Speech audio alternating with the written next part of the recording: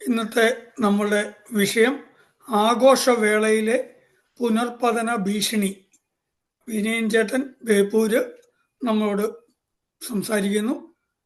വിനയൻ ചേട്ടനെ ജ്വാല ഓൺലൈൻ മീറ്റിംഗിലേക്ക് ഹൃദയപൂർവ്വം സ്വാഗതം ചെയ്യുന്നു. വിനയൻ ചേട്ടാ, നമുക്ക് തുടങ്ങാം. തുടങ്ങാം. നമസ്കാരം രാജേഷേട്ടൻ. പ്രിയപ്പെട്ടവരെ, ഞാൻ അമിത മദ്യാസക്തനാണ്. ദൈവം അനുഗ്രഹിക്കുന്നത് കൊണ്ടും ആൽക്കഹോളിക്സ് അനോണിമസ് കൂട്ടായ്മയുടെ സഹായം കൊണ്ടും ഇന്ന് ഈ ദിവസം ഞാൻ മദ്യപിച്ചില്ല. എന്റെ പേര് വിനയൻ.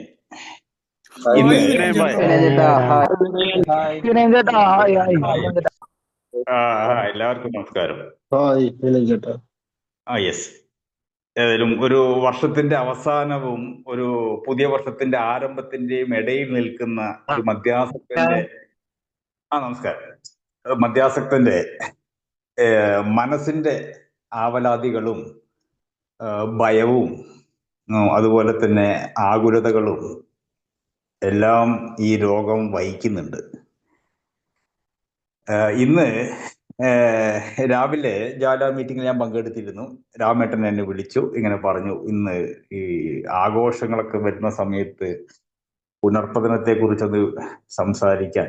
ഞാൻ ആദ്യം എൻ്റെ സാഹചര്യം അനുകൂലമല്ല എന്നൊരു ധാരണയില് എൻ്റെ മോള് ക്ലാസ്സുകൾ ലീവിന് വന്നിട്ടുണ്ട്. മോളെ കൂടെ ഒരു കൂട്ടുകാരി വന്നിട്ടുണ്ട്. അപ്പോൾ സംസാരിക്കാനുള്ളൊരു പ്രൈവസി കിട്ടുമോ ഇല്ലേ എന്നൊക്കെയുള്ളൊരു കാരണം ഞാൻ ആദ്യം ഒരു ഉറപ്പ് കൊടുത്തില്ല. പക്ഷെ എനിക്ക് തോന്നി, ഈ രാമേട്ടൻ എന്നെ എന്തുകൊണ്ട് വിളിച്ചു, അല്ലെങ്കിൽ വിളിക്കാൻ പ്രേരിപ്പിച്ചത് എന്താണ്? എനിക്കും ബാധകമല്ലേ ആഘോഷങ്ങളും പുനർപതനവും? തീർച്ചയായിട്ടും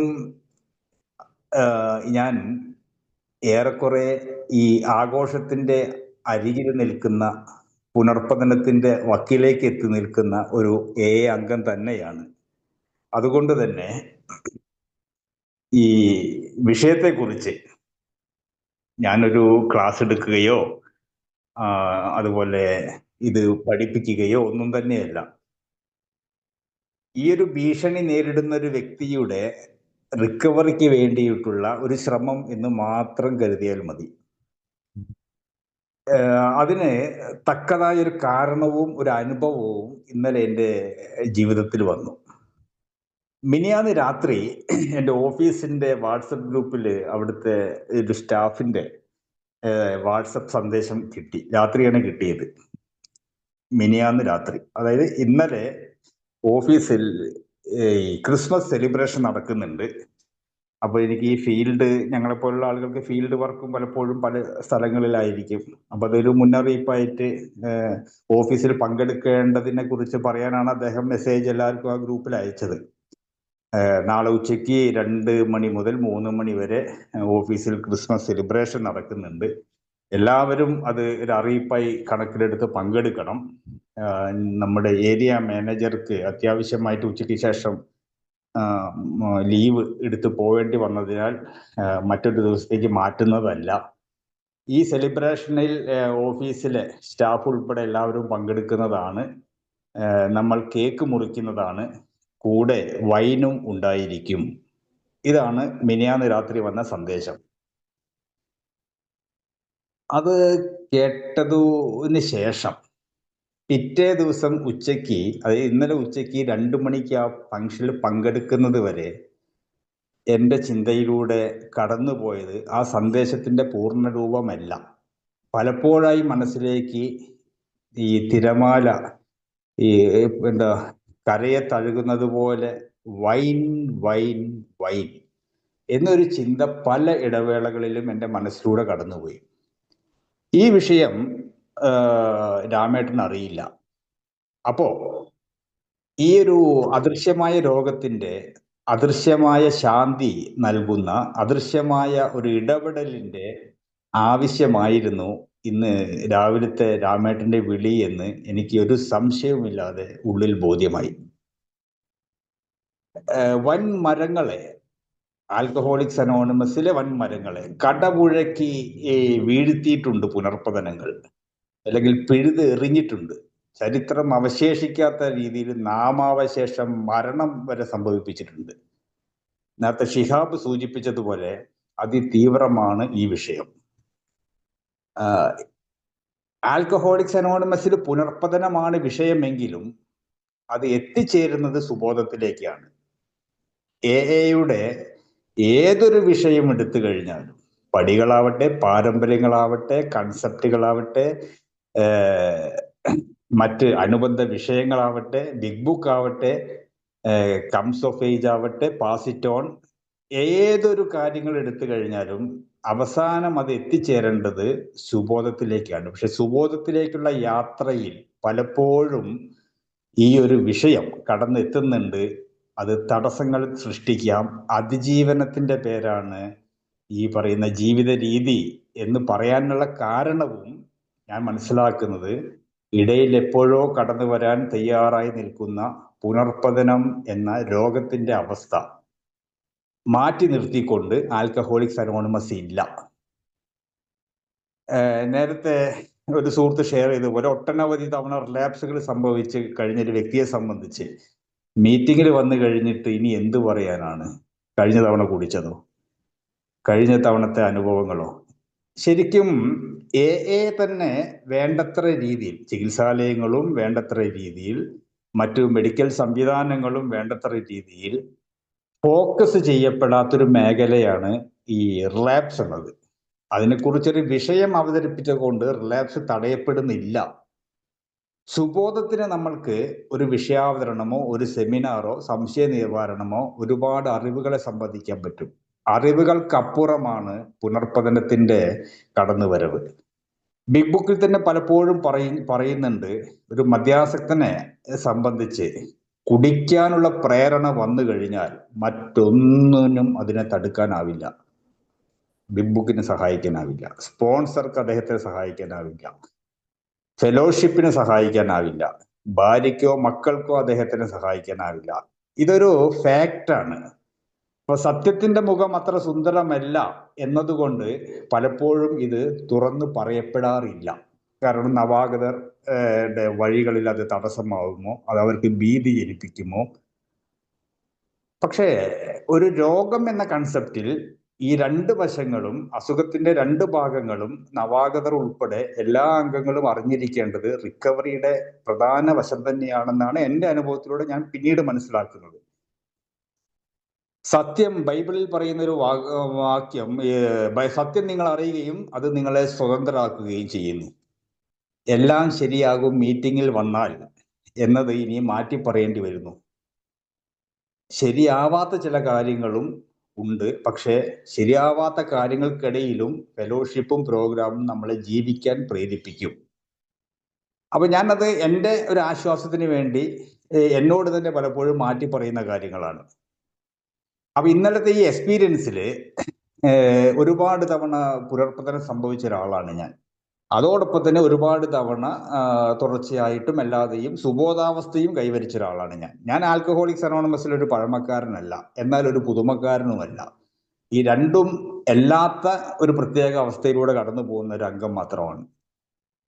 ഈ മനുഷ്യന്റെ മെസ്സേജ്, എൻ്റെ ഓഫീസിലെ ആ മെസ്സേജ് കേട്ടതിന് ശേഷം പല നേരങ്ങളിലായിട്ടും വൈൻ ഏതായിരിക്കും, ആ വൈൻ, ആ ചിന്ത മാത്രം എൻ്റെ മനസ്സിലൂടെ കടന്നു പോയിക്കൊണ്ടിരുന്നു. ക്രിസ്മസ് സെലിബ്രേഷനോടനുബന്ധിച്ചാണ് ഇത് ഫംഗ്ഷൻ നടക്കുന്നത്. ആഘോഷങ്ങളിൽ വളരെ ഓപ്പണായിട്ട് ഒരു വൈൻ വിതരണം നടക്കുന്നതിൽ ഞാൻ പങ്കെടുക്കുമ്പോൾ ആ ഓഫീസിൽ എന്നെപ്പോലെ ഒരു മദ്യാസക്തരെ ഞാൻ കണ്ടിട്ടില്ല, എൻ്റെ അനുഭവത്തിലുമില്ല. കുടിക്കുന്നവർ ഒരുപാട് പേരുണ്ട്, കുടിച്ചത് കൊണ്ട് ബിസിനസ് ചെയ്യുന്നവരുണ്ട്, ബിസിനസ് വളർത്തിയവരുണ്ട്. ഈ ഒരു കുടം കള്ള് കൊണ്ട്, മദ്യം കൊണ്ട് രാജാക്കന്മാരായവരും ഒരു തുടം മദ്യം കൊണ്ട് യാചകരായവരും ഉണ്ട് എന്നത് ചരിത്രത്തിൽ പല സ്ഥലങ്ങളിൽ രേഖപ്പെടുത്തിയിട്ടുണ്ട്. ഞാൻ പെട്ടുപോയത് ഈ യാചകന്റെ അവസ്ഥയിലേക്കാണ്. അവരെ സംബന്ധിച്ച് റിസോർട്ട് വാങ്ങിയവരുണ്ട്, എന്നെ പോലെ ജോലി ചെയ്ത് പണം സമ്പാദിച്ച് സ്ഥലങ്ങൾ വാങ്ങി കൂട്ടിയവരുണ്ട്, 2-3 ഓഫീസുകൾ സ്വന്തമായിട്ട് നടത്തുന്നവരുണ്ട്. അപ്പൊ ഇതിന്റെ ഇടയിലേക്കാണ് ഞാൻ ചെല്ലുന്നത് സെലിബ്രേഷന് വേണ്ടിയിട്ട്. അങ്ങനെ അവിടെ ഗ്ലാസ് എല്ലാം പാകത്തിൽ വെക്കുന്നു, കേക്ക് കട്ട് ചെയ്യാൻ പാകത്തിൽ വെക്കുന്നു, ലേഡി സ്റ്റാഫ് ഉൾപ്പെടെ കൂട്ടം കൂടി നിൽക്കുന്നു. പിയൂൺ ഇതുപോലെ മദ്യം, വൈൻ അതിലേക്ക് ഒഴിക്കുന്നു. അവര് ആ സമയത്തൊക്കെ തന്നെ സെലിബ്രേഷന്റെ ഭാഗമായിട്ടും അല്ലാതെയും ചിരിക്കുന്നുണ്ട്. കഴിക്കുന്നതിന്റെ മുന്നേ തന്നെ അവർക്ക് ചിരികളും സംഭാഷണങ്ങളൊക്കെ നടക്കുന്നുണ്ട്. എന്റെ ശ്രദ്ധ, ഞാൻ എന്നെ തന്നെ നിരീക്ഷിക്കുന്നത് അപ്പോഴാണ്. ഞാൻ ആ സ്ത്രീ ഉടൽ പോലെയുള്ള ആ പച്ച നിറത്തിലെ ആ കുപ്പിയുടെ താളം ഒഴിക്കുന്നതും അത് നുകരുന്നതും മാത്രം എന്റെ ശ്രദ്ധയിൽ വന്നിട്ടുള്ളൂ. അങ്ങനെ എല്ലാവർക്കും ആ ഗ്ലാസ് കൈനീട്ടി കൊടുക്കുമ്പോൾ ഞങ്ങളെ സ്ഥാപനത്തിന്റെ അധികാരി എന്റെ നേരെയും ഒരു ഗ്ലാസ് കൈനീട്ടിയപ്പോൾ, സാർ ഞാൻ വിത്തൗട്ട് ആണ് എന്ന് പറഞ്ഞു. ആ ഓക്കെ, എന്നാ വേണ്ട. അദ്ദേഹത്തിന് അറിയില്ല ഞാൻ വിത്തൗട്ട്. ഈ ഹോട്ടലിൽ കയറി രാവിലത്തെ നടത്തത്തിന്റെ ഇടയിൽ പലപ്പോഴും എപ്പോഴും ചെയ്യുന്നതാണ് രാവിലത്തെ ഒരു ചായക്കടയിലുള്ള സന്ദർശനം. എത്രയോ ഞാൻ കേൾക്കുന്നതാണ് ആ കുറഞ്ഞ സമയത്തിനുള്ളിൽ വിത്തൗട്ട് ചായ എന്ന് വന്ന മനുഷ്യർ ഉറക്കെ വിളിച്ചു പറയുന്നത്. മറ്റുള്ളവർ എന്ത് വിചാരിക്കുമെന്നോ, പഞ്ചസാര ഇട്ടത് കഴിച്ചില്ലെങ്കിൽ മറ്റുള്ളവരുടെ ഇടയിൽ ആളായി പോവില്ല, അല്ല ആളാവില്ല എന്ന തോന്നലോ, അല്ലെങ്കിൽ ഇനി എത്ര കാലം മധുരമില്ലാതെ കുടിക്കണമെന്ന ആശങ്കയോ ഒന്നും തന്നെ ആ മനുഷ്യനെ തടസ്സപ്പെടുത്തുന്നില്ല. അദ്ദേഹം ആര് കേട്ടാലും ഉറക്കെ വിളിച്ചു പറയും, ചായ പാരുന്നവന്റെ അടുത്തേക്ക് വിത്തൗട്ട് ചായ. സത്യത്തിൽ ആ ഭാഷ എനിക്ക് എന്റെ കൈ പൊന്തിയിട്ട് പറഞ്ഞു, സാർ ഞാൻ വിത്തൗട്ട് ആണ്. മറ്റുള്ളവർ അതൊക്കെ കഴിക്കുന്നു, ലേഡി സ്റ്റാഫ് ഉൾപ്പെടെ അത് കഴിക്കുന്നു. ഞാനൊരു കേക്ക് എടുത്ത് മാറി നിന്നു. പക്ഷേ ആൾക്കൂട്ടത്തിൽ തനിയെ എന്നൊരു അനുഭവമാണ് എനിക്കുണ്ടായത്. ആൾക്കൂട്ടത്തിൽ തനിയെ എനിക്ക് ആശയ ദാരിദ്ര്യം ഞാൻ വല്ലാതെ അനുഭവിച്ചു. അവരുടെ പൊട്ടിച്ചിരികളിൽ എനിക്ക് ചിരിക്കാൻ പറ്റുന്നില്ല. എനിക്ക് സംസാരിക്കാൻ ഒരു വിഷയം കിട്ടുന്നില്ല. അവര് വ്യക്തിപരമായും ഒഫീഷ്യലായും കാര്യങ്ങളൊക്കെ കേക്ക് തിന്നുമ്പോഴും വൈൻ കുടിക്കുമ്പോഴും പറഞ്ഞുകൊണ്ടേയിരിക്കുന്നു. ഞാൻ എൻ്റെ കേക്കും കഷ്ണവുമായിട്ട് ഒരു അറ്റത്തേക്ക് പോയി എൻ്റെ ചെയറിലിരുന്ന് ഞാനത് കഴിച്ചുകൊണ്ടിരിക്കുന്നു. ഈ ഇന്നത്തെ വിഷയം പറയുന്നത് പോലെ ആഘോഷ വേളകളിലെ ഈ ഒരു ഭീഷണി, സത്യത്തിൽ എനിക്ക് കുടിക്കാനുള്ള ആഗ്രഹമില്ല, എനിക്ക് പറ്റില്ല എന്ന് വ്യക്തമായി അറിയുന്നതുകൊണ്ട് ഞാൻ കൈ ഉയർത്തി പറഞ്ഞതാണ്. എനിക്ക് വേണ്ട, ഞാൻ അതിന്ന് വിത്തൗട്ട് ആൽക്കഹോളാണ് ഞാൻ എന്ന് ഞാൻ പറഞ്ഞതാണ്. എന്നിട്ടും ഞാൻ ആഘോഷവേളയിൽ സന്തോഷം അനുഭവിക്കുന്നതിന് പകരം ഒരു വെല്ലുവിളി പോലെ ഒരു ഭീഷണി സ്വയം അനുഭവിച്ചത് എന്തുകൊണ്ട്? എന്തോ ഇന്നലത്തെ അനുഭവവും ഇന്ന് രാവിലെ പ്രിയപ്പെട്ട രാമേട്ടൻ വിളിച്ചു പറഞ്ഞു തന്ന വിഷയവും സമാന്തരമായത് എന്തുകൊണ്ട് എന്ന് ഇന്ന് വീണ്ടും വീണ്ടും ഞാൻ ചിന്തിച്ചു. തീർച്ചയായും എൻ്റെ അടുത്ത ഒരു പുനർപതന ഘട്ടത്തിന്റെ തൊട്ടു മുന്നേ എനിക്ക് കിട്ടിയ രക്ഷയായിട്ട് ഇന്നത്തെ ഈ ജ്വാല മീറ്റിങ്ങിനെ ഞാൻ കാണുന്നു. എനിക്ക് അവസരം തന്ന ഈ വിഷയം എൻ്റെതായ ശൈലിയിലും ഭാഷയിലും എൻ്റെ അനുഭവത്തിലും ചെറിയ അറിവുകളും എല്ലാം കൂട്ടി നിങ്ങളോടൊപ്പം പങ്കുവയ്ക്കാൻ അവസരം തന്ന ജ്വാല സ്റ്റിയറിംഗ് കമ്മിറ്റിക്ക് ആദ്യമേ എൻ്റെ നന്ദി അറിയിക്കട്ടെ. ഈ ആഘോഷം എന്ന് പറയുമ്പോൾ മദ്യാസക്തനെ സംബന്ധിച്ചും എല്ലാത്തവനെ സംബന്ധിച്ചും കാലങ്ങളായി, ചരിത്രാതീത കാലങ്ങളായി, അല്ലെങ്കിൽ മനുഷ്യന്റെ ഈ പറയുന്ന ഭൂമിയിലെ പിറവി മുതൽ ഈ യേശു ക്രിസ്തുവിന്റെ ജനനം നക്ഷത്രങ്ങൾ വിളിച്ചറിയിച്ചതും ഒരു ആഘോഷത്തിന്റെ ഒരു മാനസിക ഉല്ലാസം ആ ദിവസത്തിൽ അത് വായിക്കുമ്പോഴോ അത് കേൾക്കുമ്പോഴോ ഏതൊരു മനുഷ്യനും, നേരത്തെ സെബാസ്റ്റ്യൻ പറഞ്ഞ പോലെ മതത്തിന്റെ ദൈവമല്ല ജീസസ്, മനുഷ്യന്റെ ഇടയിൽ ജീവിച്ച ദൈവത്തിന്റെ പുത്രനായിട്ടാണ് ജീസസിനെ കാണുന്നത്. അപ്പോ ഈ കാര്യത്തില് എന്തായാലും ഒരു ആഘോഷം നടക്കുന്നതായിട്ട് അറിയുകയും അത് തേടി അവിടെ പുരോഹിതരെത്തുകയും ഒക്കെ എൻ്റെ ഈ ചെറിയ വായനയിൽ ഞാൻ ഓർത്തെടുക്കുന്നു. അപ്പോൾ ഇതിഹാസങ്ങളിലും അല്ലെങ്കിൽ ഐതിഹ്യങ്ങളിലും ചരിത്ര രേഖകളിലും മനുഷ്യന്റെ ഉൽപ്പത്തി മുതലും ഈ ഒരു ആഘോഷം എന്നത്. അപ്പൊ ഇത് മദ്യാസക്തി, ഞാൻ പറഞ്ഞു വരുന്നത് ഒരു റിലാപ്സിന്റെ മാത്രം വിഷയമല്ല ആഘോഷം. ക്രിസ്മസ് ആവട്ടെ, ന്യൂ ഇയർ ആവട്ടെ, ഏത് തരം ആഘോഷമാണെങ്കിലും അതിവിടെ കാലങ്ങളായിട്ട് നടക്കുന്നതാണ്, ഇനിയും അത് നടന്നുകൊണ്ടിരിക്കും. എൻ്റെ അറിവില് ഈ ആദിമ സമൂഹങ്ങൾ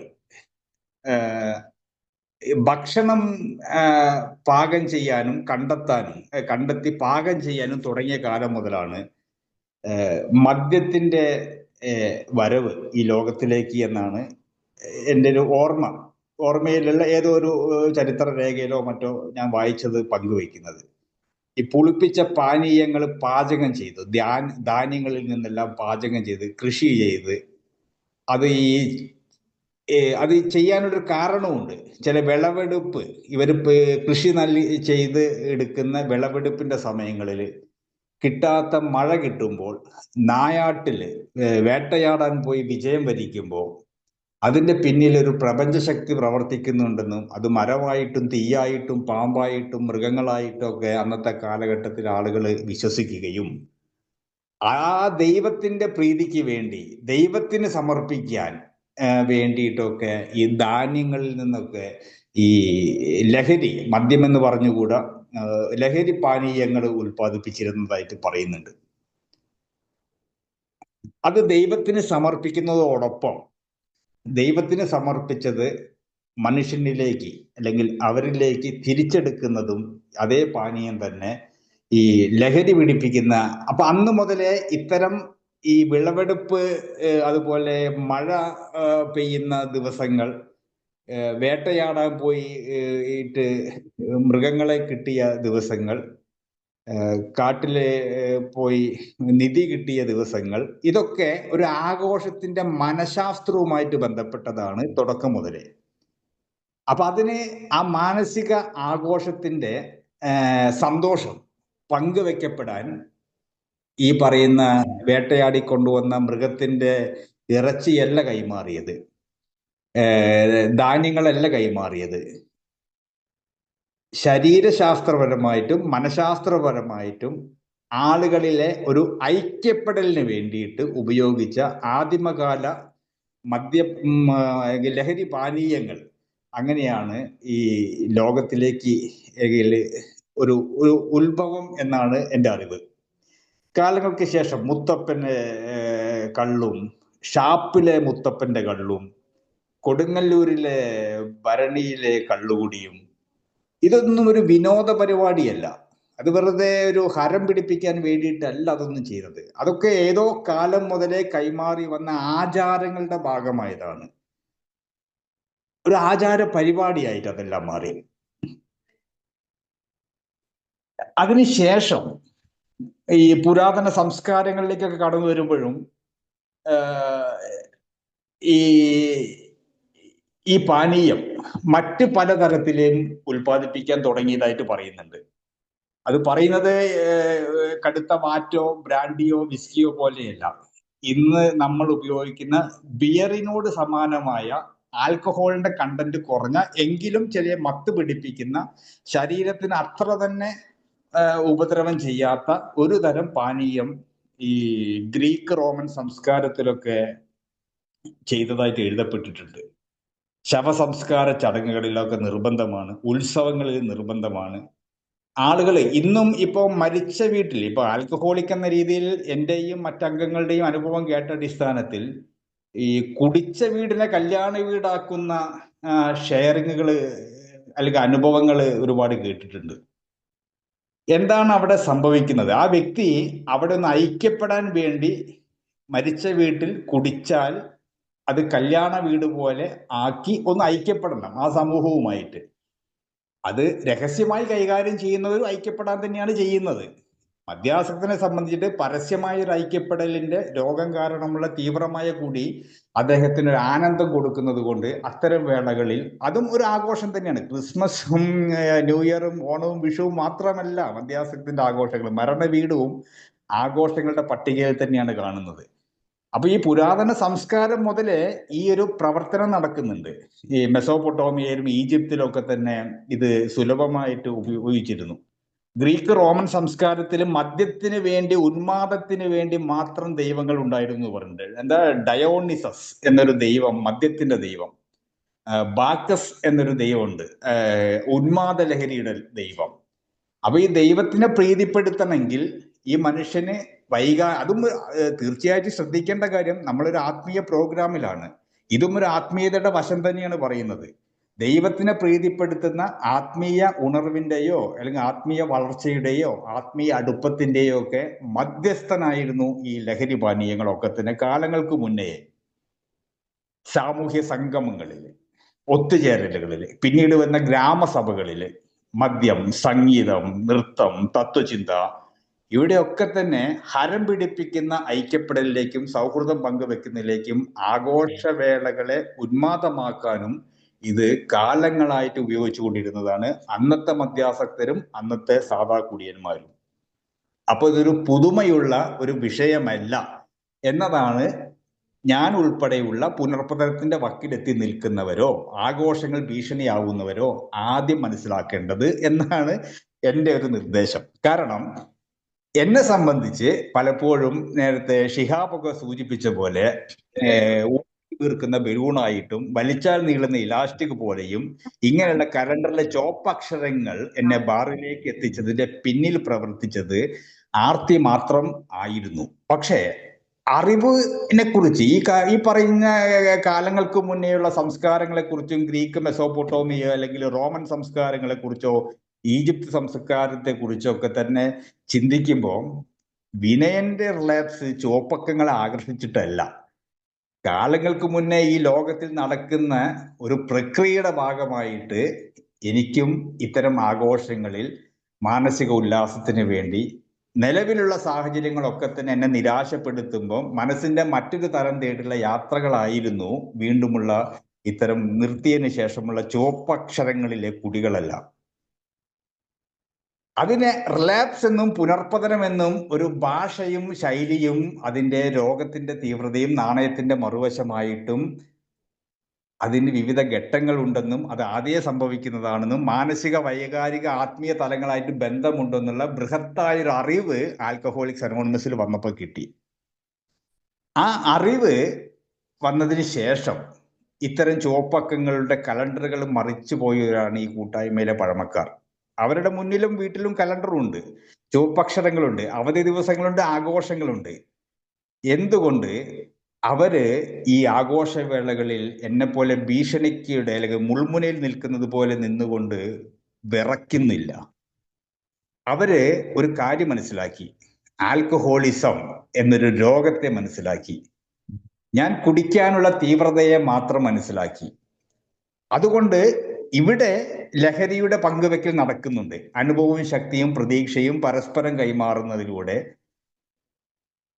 പഴമക്കാരന്റെയും നവാഗതന്റെയും രണ്ടുമല്ലാത്ത എന്നെ പോലുള്ളവരുടെയും ഒക്കെ പൊതുപ്രശ്നമായ അമിത മദ്യപാന രോഗത്തിന്റെ പരിഹാരം കാണാൻ കഴിയുമ്പോൾ ഞാൻ ആ തലത്തിൽ നിന്ന്, കുടിക്കാനുള്ള തീവ്രമായ ഭീഷണിയുടെ മുൾമുനയിൽ നിന്ന് സുരക്ഷിതമായൊരു ഇടത്തേക്കുള്ള എൻ്റെ മാറ്റം, മാനസികവും വൈകാരികവും ശാരീരികവും ആത്മീയവുമായ മാറ്റം, വീട്ടിൽ നിന്നോ ബാറിലേക്ക് പോകുന്ന വഴിയിൽ നിന്നോ ഒരു മീറ്റിംഗ് നടക്കുന്ന സ്കൂളിന്റെ ഒരു ബെഞ്ചിന്റെ സൈഡിൽ ഇരിക്കുന്ന എൻ്റെ ശരീരത്തിന്റെ മാറ്റം വരെ എന്നെ രക്ഷിക്കുന്നത് ഈ പുനർപതനത്തിൽ നിന്നാണ്. അപ്പോ അങ്ങനെ മുന്നേ പോയ ആളുകളുടെ ചുവപ്പക്ഷരങ്ങളെ പേടിപ്പിക്കുന്ന കലണ്ടറുകൾ അവര് സാധാരണ പോലെ മറിച്ചിടുന്നത് പോലെ എനിക്കും ഈ ദിവസവും കഴിഞ്ഞു പോകും, ഇതും കടന്നു പോകും, ഇതിനപ്പുറവും മറ്റൊരു ദിവസമുണ്ട്.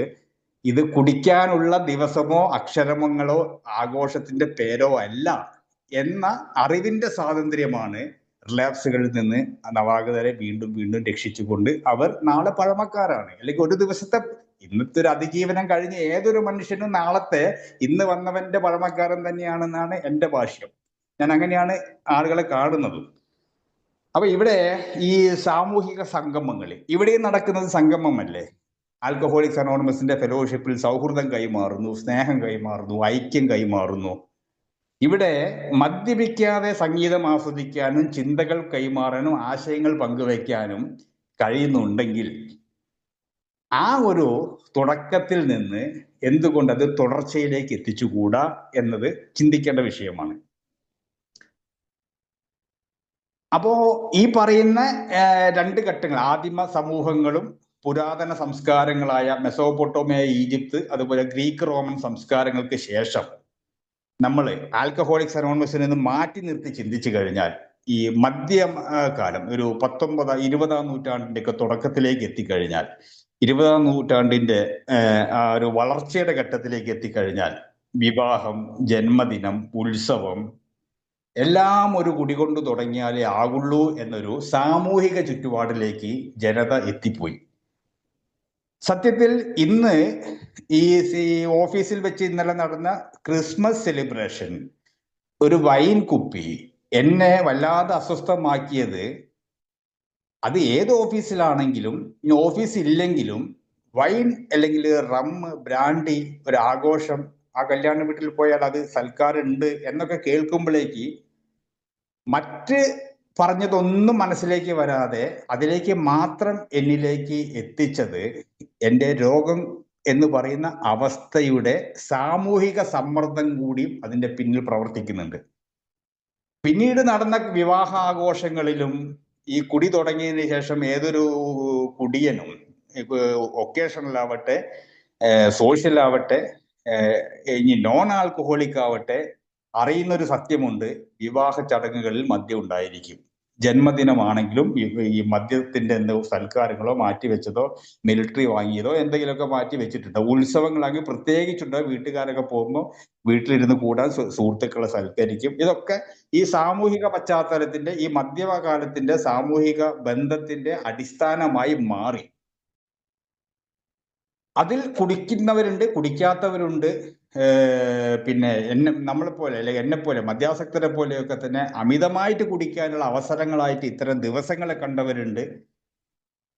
ഇതും ശരിക്കും ഒരു സാമൂഹിക ഐക്യത്തിന്റെ ചിഹ്നമാക്കി മാറ്റാൻ ഉത്സവങ്ങളുടെ, ആഘോഷങ്ങളുടെ പേരിന് ഉപയോഗിച്ചു. ക്രിസ്മസിന് നിർത്താം, ക്രിസ്മസിനും കൂടി കുടിച്ചിട്ട്, ന്യൂ ഇയറിന് നിർത്താം, തലേ ദിവസം കൂടി കുടിച്ചിട്ട്, ജനുവരി 1-ന് നിർത്താം.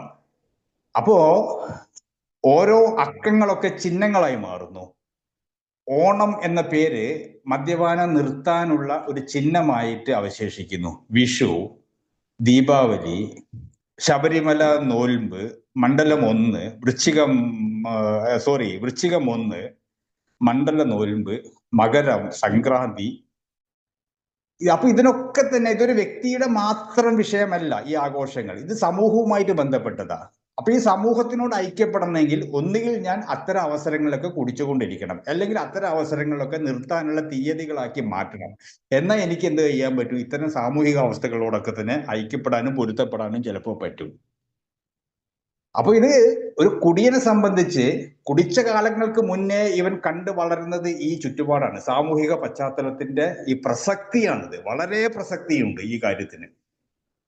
ഞാൻ ആൽക്കഹോളിക്കായി, ഞാൻ കുടിച്ചു പോയി എന്ന് പറഞ്ഞ് കരയിൽ നിർത്തേണ്ട സമയമായി. എൻ്റെ കുടിരോഗത്തിന് ജനിതകം, സാമൂഹിക പശ്ചാത്തലം, കുടുംബ സമ്മർദ്ദങ്ങൾ, മാനസിക വൈകല്യങ്ങൾ, സ്വഭാവ പെരുമാറ്റ തകരാറുകൾ, ജനിതകമായ പ്രത്യേകതകൾ, ഒട്ടനവധി കാര്യങ്ങൾ ചേർന്നതിന്റെ പേരാണ് ആൽക്കഹോളിസം. അപ്പൊ അതിനോട് ബന്ധപ്പെട്ട മേഖലകളൊക്കെ പരിശോധിക്കുമ്പോൾ എന്തുകൊണ്ട് നേരത്തെ എൻ്റെ പ്രിയ സുഹൃത്ത് ഷിഹാബ് ഈ 1-ാം തീയതി തലേ ദിവസം 1-ാം തീയതി പോയി എന്ന് പറഞ്ഞപ്പോ, ഈ 1-ാം തീയതി ഏതോ കാലത്തിൽ തലച്ചോറ് കണ്ടീഷൻ ചെയ്ത് വെച്ചിട്ടുണ്ട്.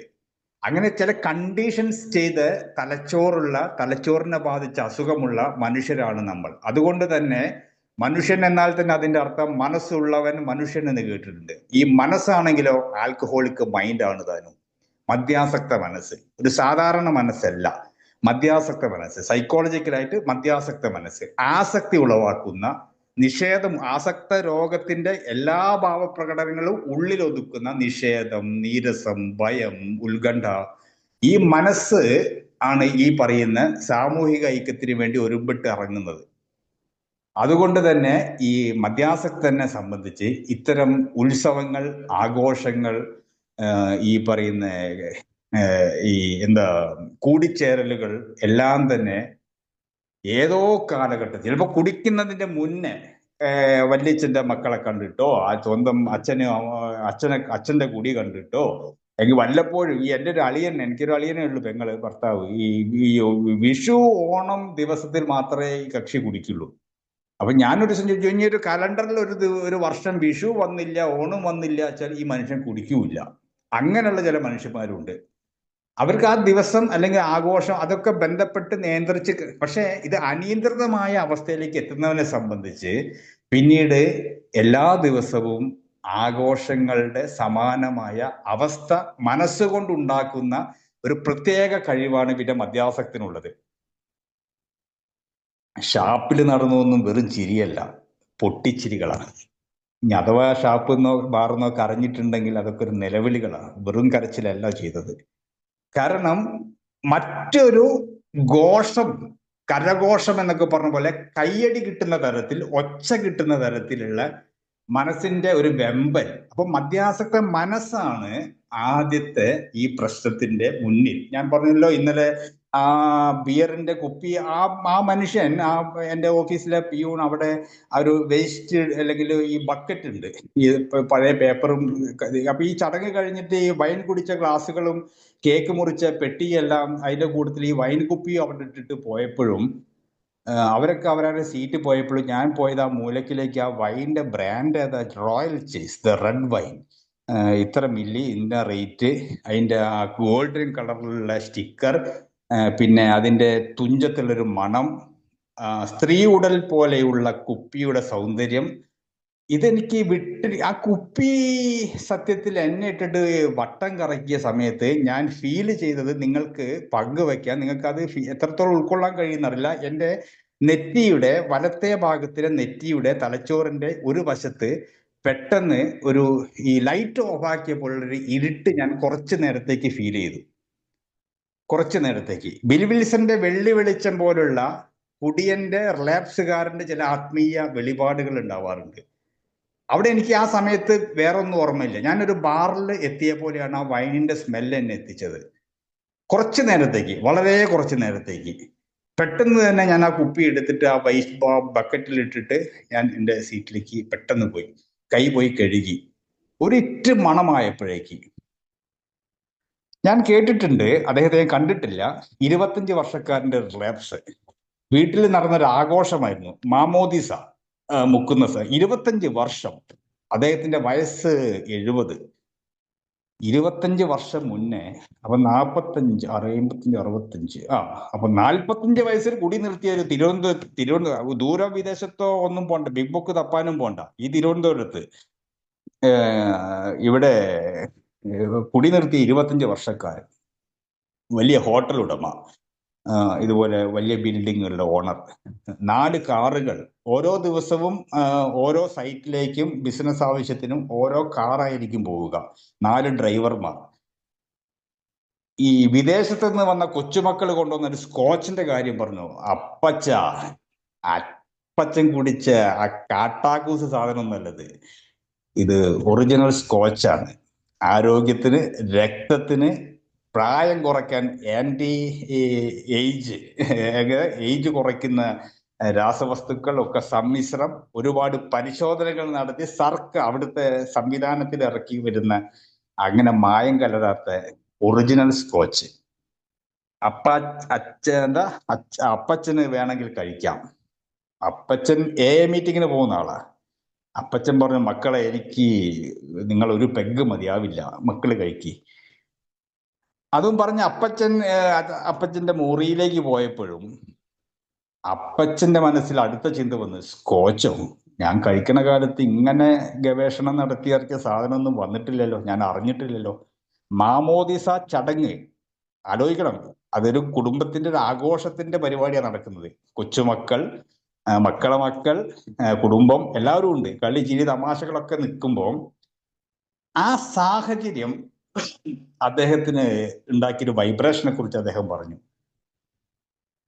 എനിക്കത് പറ്റില്ല എന്ന് അദ്ദേഹത്തിന് അറിയാം, അദ്ദേഹത്തിന് പറ്റില്ല, കുടിക്കാൻ പറ്റില്ല അദ്ദേഹത്തിന്റെ. പക്ഷെ മനസ്സിൽ ഞാൻ പറഞ്ഞ ഈ വൈൻ കുപ്പി എൻ്റെ കുറച്ചു നേരത്തേക്ക് എന്നെ ഒരു ഇരുട്ടിലേക്ക് കൊണ്ടുപോയ പോലെ കുറെ നേരം ഇയാൾ ചിന്തിച്ചു. അങ്ങനെയെങ്കിൽ ശരീരത്തിന് പ്രശ്നമില്ല എന്നല്ലേ കൊച്ചുമോൻ പറഞ്ഞത്?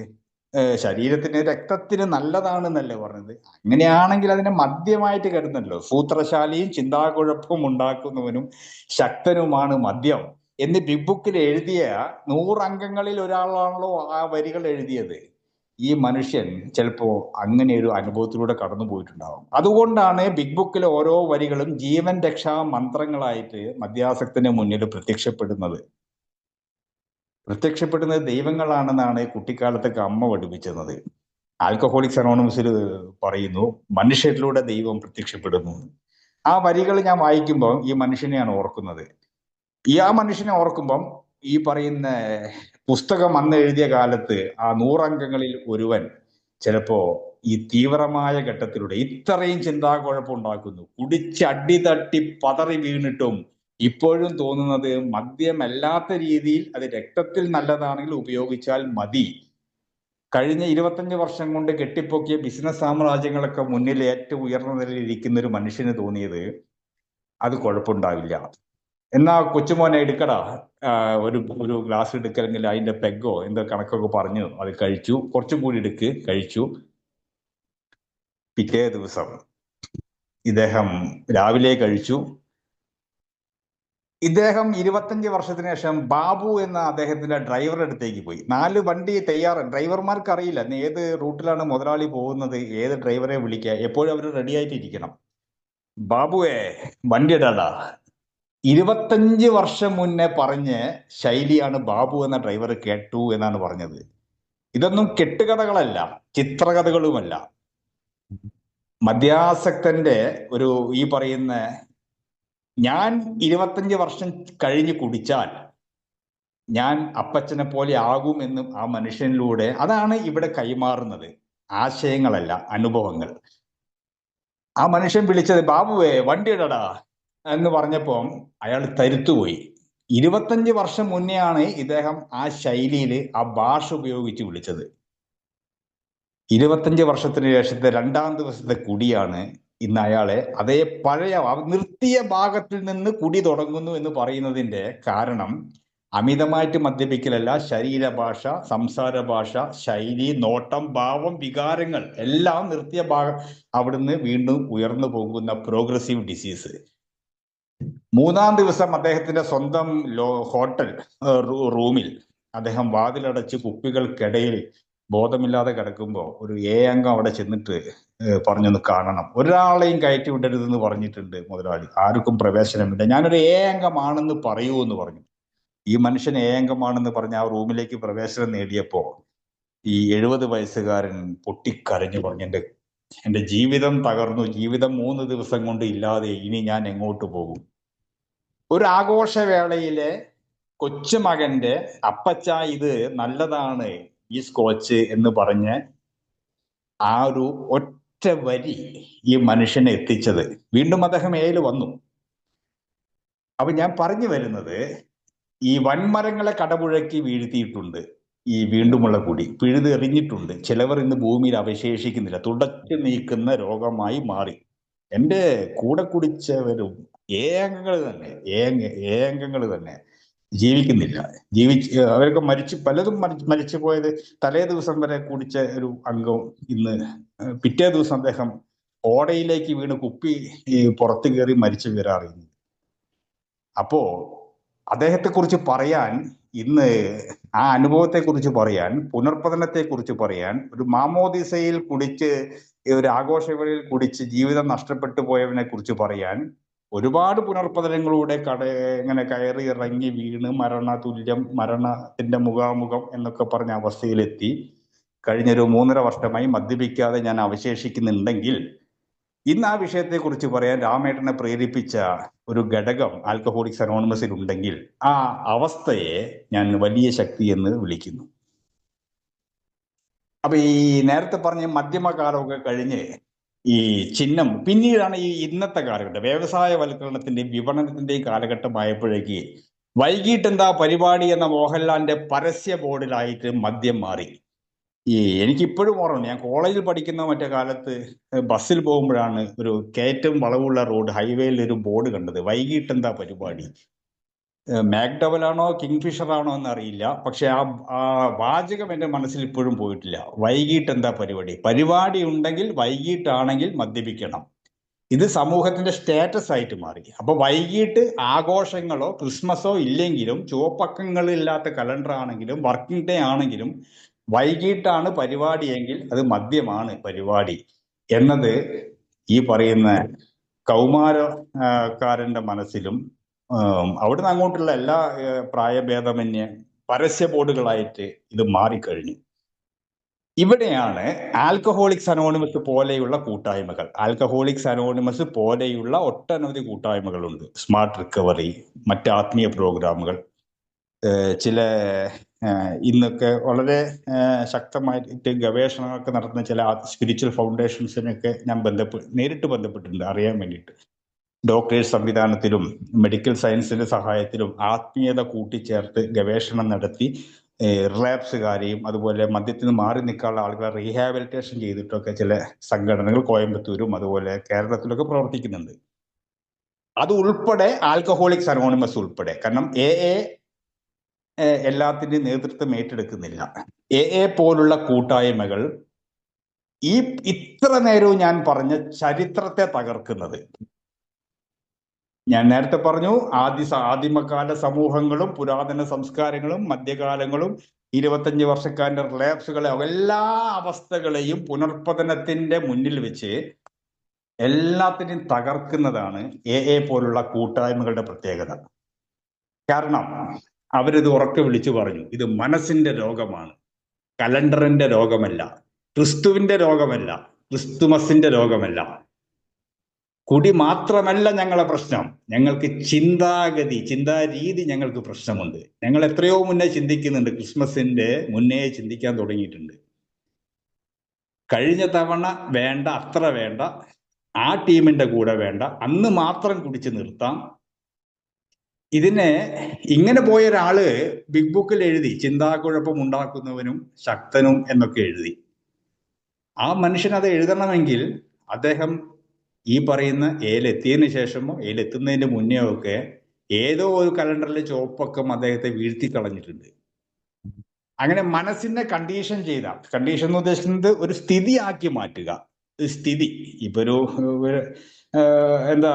ഒരു ഉറച്ച പോലെ ഒരു ക്രിക്കറ്റില് സ്റ്റമ്പ് അതവിടെ അടിച്ച് അത് അവിടെ നിൽക്കണം. അത് ബോൾ വന്ന് തട്ടി വീഴണം, അപ്പോഴേ ആ കളി മുന്നോട്ട് പോവുള്ളൂ.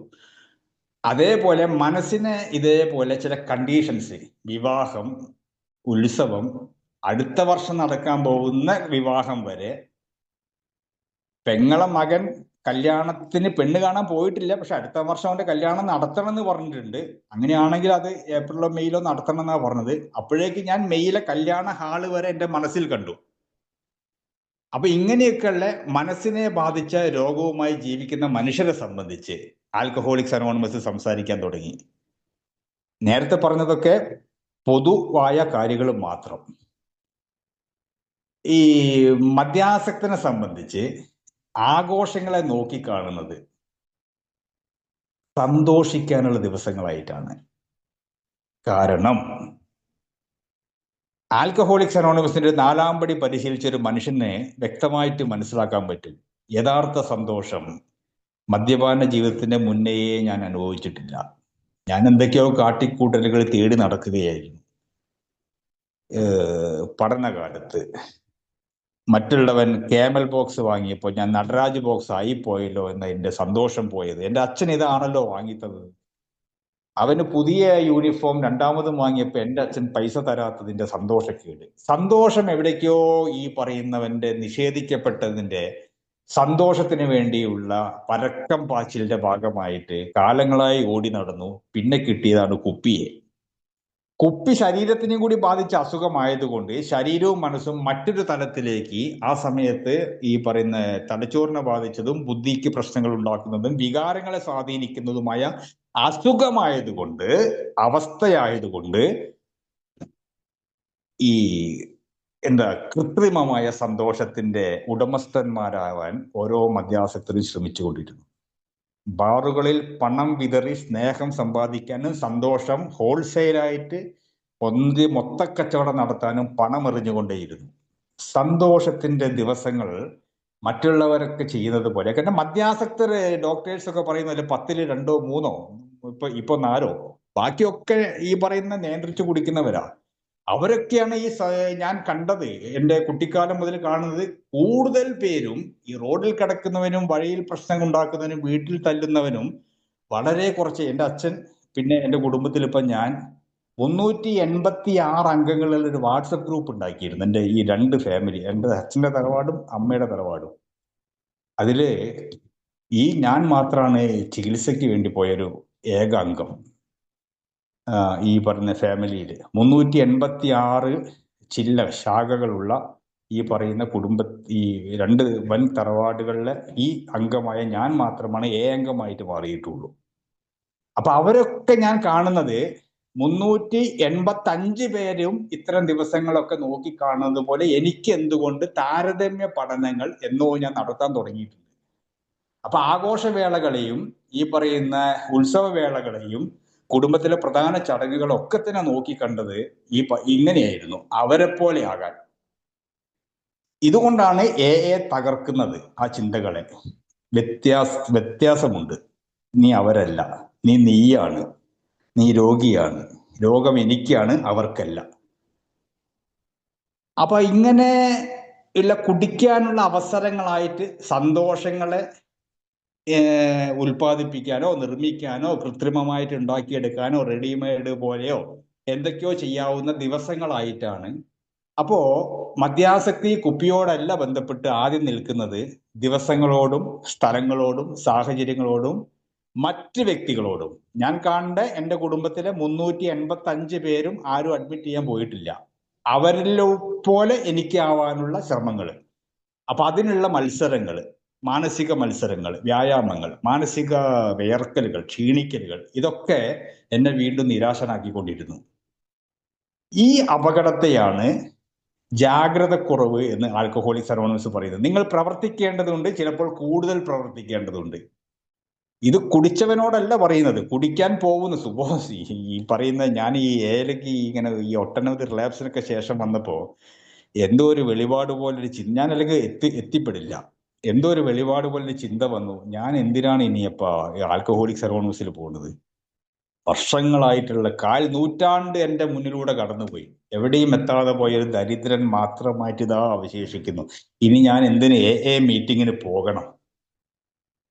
ഞാൻ പെട്ടെന്ന് എന്നോട് ആരോ പറഞ്ഞു, നീ പോകുന്നത് സുബോധവാനാവാനാണ്. അപ്പൊ അവിടെ വരുന്നവരൊക്കെയോ അവർ റിലാപ്സ് ആവാതിരിക്കാനാണ്. ഇപ്പൊ ഇതൊരു 30 വർഷക്കാരൻ നമ്മളെ മീറ്റിംഗിൽ ഇരിക്കും, 30 വർഷം കഴിഞ്ഞ ഒരു മനുഷ്യൻ ഇരിക്കുന്നുണ്ട്. എന്തിനാണ് ഇപ്പോഴും അദ്ദേഹം ജ്വാലയിലും ഫിസിക്കൽ മീറ്റിങ്ങിലും അങ്ങോട്ടും ഇങ്ങോട്ടും കൺവെൻഷനൊക്കെ ഓടുന്നത്? റിലാപ്സ് ആവാതിരിക്കാനാ. ഞാൻ വരുന്നത് സോബർ ആവാനാ. രണ്ടും 2 വശങ്ങളാണ്. രണ്ടിൻ്റെയും കൂടി പേരാണ് ആൽക്കഹോളിക്സ് അനോണിമസ്, അല്ലെങ്കിൽ ഡിസീസ്, റിക്കവറി, സോബറേറ്റി, സെറനിറ്റി പ്രയർ. ഇതെല്ലാം ഈ 2 വശങ്ങളും ഒരുപോലെ സൂക്ഷിക്കാനാണ്. അപ്പൊ അങ്ങനെയുള്ള ജാഗ്രത കുറവ് വരുന്നുണ്ടെങ്കിൽ ഞാൻ ആദ്യം അത് തിരിച്ചറിയണം. ആത്മനിയന്ത്രണമില്ല, ഞാൻ ദുർബലനാവുന്നു, ഇന്ന് മാത്രം കൂടി എന്ന ചിന്ത എനിക്ക് വരുന്നുണ്ടോ? ഇങ്ങനെയൊക്കെ ഒരു വിശകലനം നടത്തുമ്പോൾ കൃത്യമായിട്ട് ആ മനുഷ്യനെ എന്നെ മനസ്സിലാവുള്ളൂ, ഞാൻ റിലാപ്സിലേക്കാണോ. ചിലപ്പോൾ നിങ്ങൾ ഈ വഴിയിൽ നിന്ന് വ്യതിചലിച്ചേക്കാം. അതിനർത്ഥം കുടിക്കുകയല്ല എന്ന് നമ്മളെ ആശ്വസിപ്പിക്കുന്നുണ്ട്. അത് മനസ്സിലാവുന്നത് വരെ ഞാൻ കുടിക്കാനാണ് പോയത്. ഈ പ്രോഗ്രാമിൽ നിന്ന്, ഈ സംവിധാനത്തിൽ നിന്ന്, ആൽക്കഹോളിക്സ് അനോണിമസിന്റെ ജീവിത രീതിയിൽ നിന്ന് വളരെ പെട്ടെന്ന് വ്യതിചലിക്കാവുന്ന സ്വഭാവത്തിലെ പെരുമാറ്റത്തിലെ തകരാറുകളുടെ കൂമ്പാരമാണ് ഞാൻ. അതുകൊണ്ട് തന്നെ ഞാൻ പലപ്പോഴും ചെയ്യാറുണ്ട്. അത് ജ്വാല മീറ്റിങ്ങിലുള്ള അംഗങ്ങൾക്ക് കൃത്യമായിട്ട് അറിയാം. പക്ഷെ അവർക്കൊക്കെ അറിയാം അതിനർത്ഥം ഇവൻ കുടിക്കുക എന്നല്ല, ഇവൻ വീണ്ടും തിരിച്ചു വരേണ്ടവനാണ്. അവൻ ആ തകരാറുകളോ പ്രശ്നങ്ങളോ വിപ്ലവങ്ങളോ വിവാദങ്ങളോ ഉണ്ടാക്കിയാലും അവൻ വീണ്ടും തിരിച്ചു വന്ന് വീണ്ടും പ്രോഗ്രാമിലേക്ക് എത്തട്ടെ. ഇതാണ് ബിഗ് ബുക്കിന്റെ ആശ്വാസം. അപ്പൊ ഇങ്ങനെ ഒരു മനഃശാസ്ത്രപരമായ ഒരു വികലമായ ചിന്തകൾ, പലതരത്തിലും സംശയങ്ങളോ അല്ലെങ്കിൽ ആകുലതകളോ അല്ലെങ്കിൽ ഓവർ തിങ്കിങ്ങോ അല്ലെങ്കിൽ വീണ്ടും ഒരു പരീക്ഷണത്തിന് മുതിരാനുള്ള ശ്രമമോ ഒക്കെ തന്നെ എൻ്റെ മനഃശാസ്ത്രം വരെ ഈ ആൽക്കഹോളിക് മനഃശാസ്ത്രമാണ്. അതുകൊണ്ടാണ് ഞാൻ മദ്യത്തിലേക്ക് പോവാൻ കാരണം ആഘോഷവേളകൾ മാത്രമല്ല. അതിൽ ഞാൻ സന്തോഷം കണ്ടെത്താൻ കാരണം നിഷേധിക്കപ്പെട്ട സന്തോഷത്തിന്റെ വർഷങ്ങൾക്ക് മുന്നേ എനിക്കൊരു പരിശോധന നടത്തേണ്ടി വന്നു. അപ്പോ ആ പരിശോധന നടത്തുന്നത് വരെ എനിക്ക് ദിവസങ്ങളായിരുന്നു പ്രശ്നം. പരിശോധന നടത്തിയപ്പോൾ മനസ്സിലായി ക്രിസ്തുമസ് അല്ല പ്രശ്നം, ന്യൂ ഇയറും അല്ല പ്രശ്നം. ഞാൻ ഈ വേളകളിൽ അനുഭവിച്ചറിയാൻ ആഗ്രഹിക്കുന്ന ഒരു സന്തോഷം എവിടേക്കോ നിഷേധിക്കപ്പെട്ടു. പറയുന്ന സന്തോഷത്തിലേക്ക് എത്താൻ എനിക്ക് ചില കാര്യങ്ങൾ ചെയ്യേണ്ട, ഈ നടപടികളുമായി ഞാൻ മുന്നോട്ട് പോവേണ്ടതുണ്ട്. അതാണ് എൻ്റെ അടുത്ത ശ്രമം. അപ്പോ സത്യത്തിൽ ഈ സ്റ്റെപ്സ്, ആൽക്കഹോളിക്സ് അനോണിമസിന്റെ ജീവിത രീതി ഇത്തരം കാര്യങ്ങളെ എങ്ങനെ തടയിടുന്നു എന്നതിലേക്ക് എത്തിക്കുമ്പോഴാണ് മദ്യമില്ലാതെയും ഡാൻസ് കളിക്കാം, മദ്യമില്ലാതെയും പാട്ടുപാടാം, മദ്യമില്ലാതെയും ആഘോഷിക്കാം. എന്തിനേറെ പറയുന്നു, ഇന്ന് പ്രത്യേകിച്ച് ഞാനിപ്പോ ഈ 3.5 വർഷമായിട്ടേ ഉള്ളൂ ഈ ഓൺലൈൻ മീറ്റിങ്ങിനെ പരിചയപ്പെട്ടിട്ട്.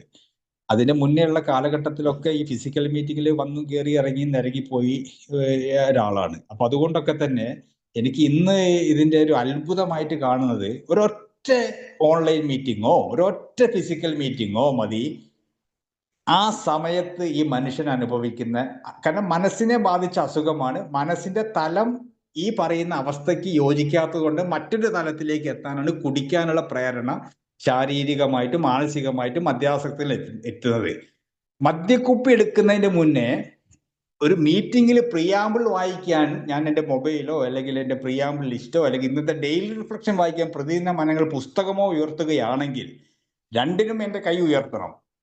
എനിക്കൊരു ഹാൻഡ് റൈസ്, നേരത്തെ മീറ്റിംഗ് തുടങ്ങിയപ്പോൾ ചന്ദ്രേട്ടന്റെ ഹാൻഡ് റൈസ് കണ്ടു, അദ്ദേഹത്തിന് പിന്നെ കണ്ടില്ല, ഇപ്പൊ ഉണ്ടോന്ന് അറിയൂല. ആ ഹാൻഡ് റൈസ് ഉയർത്തേണ്ടത് കുപ്പി എടുക്കാനും ഗ്ലാസ് എടുക്കാനും